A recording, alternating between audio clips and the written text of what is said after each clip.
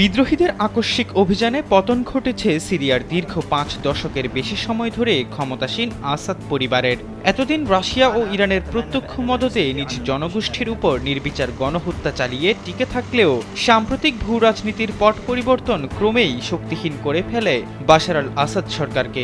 Ukraine যুদ্ধ ও গাজা যুদ্ধের কারণে সিরিয়ান সরকারের ঘনিষ্ঠ দুই মিত্র অনেকটা বাধ্য হয়েই সিরিয়া থেকে নিজেদের সমর্থন প্রত্যাহার করেছে।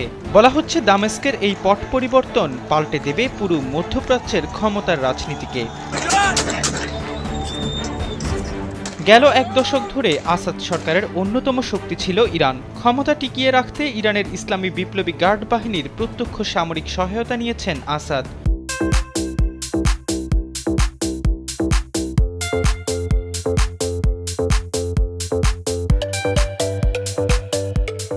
অন্যদিকে লেবাননের শিয়া সশস্ত্র গোষ্ঠী হিজবুল্লাহর যোদ্ধারা বিদ্রোহীদের বিরুদ্ধে কাঁধে কাঁধ মিলিয়ে লড়াই করেছে সিরিয়ার রণাঙ্গনে। এ সময়টাতে সিরিয়া ছিল হিজবুল্লাহর কাছে ইরানের অস্ত্র সরবরাহের অন্যতম রাস্তা। তবে গেল এক বছরের বেশি সময় ধরে চলমান গাজা যুদ্ধ এবং লেবাননে ইসরায়েলি আগ্রাসন হিজবুল্লাহকে এক প্রকার পঙ্গু করে দিয়েছে। অন্যদিকে ইরান সমর্থিত ইয়েমেনের হুতিদের উপর ইঙ্গো মার্কিন জোটের ক্রমাগত বিমান হামলা তাদের অনেকটাই দুর্বল করে দিয়েছে।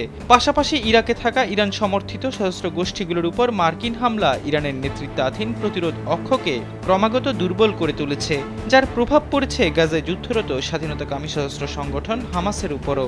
ফলে এমন পরিস্থিতিতে অনেকটাই স্বস্তির নিঃশ্বাস ফিরে এসেছে ইসরায়েলে। বিশ্লেষকরা মনে করছেন সিরিয়ায় আসাদ সরকারের পতনের পেছনে অন্যতম ভূমিকা পালন করেছে তুরস্ক।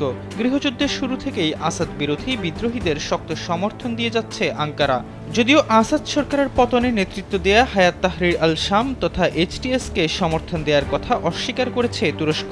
গোষ্ঠীটির বিরুদ্ধে আল কায়দা সংশ্লিষ্টতার শক্ত অভিযোগ রয়েছে। কয়েক বছর পূর্বেই তারা আল কায়দা থেকে নিজেদের প্রত্যাহার করে জাতীয়তাবাদী শক্তি হিসেবে প্রতিষ্ঠিত করতে চেষ্টা করে যাচ্ছে। আসাদ পরবর্তী সিরিয়ার ক্ষমতা যদি এইচটিএস এর হাতে অর্পিত হয়, তবে নতুন এক সমীকরণের মুখে পড়তে যাচ্ছে মধ্যপ্রাচ্য। গোষ্ঠীটিকে এরই মধ্যে কালো তালিকাভুক্ত করে রেখেছে যুক্তরাষ্ট্র, ইউরোপ ও তুরস্ক। এইচটিএস নিয়ন্ত্রিত ইদলিবের প্রশাসন পর্যালোচনা করে আশঙ্কা করা হচ্ছে ক্ষমতার দখল পেলে কট্টর মৌলবাদী আইন প্রতিষ্ঠা করতে পারে গোষ্ঠীটি, যা পার্শ্ববর্তী প্রভাবশালী আরব রাষ্ট্রগুলোর জন্য শঙ্কার কারণ হিসেবে দাঁড়াবে।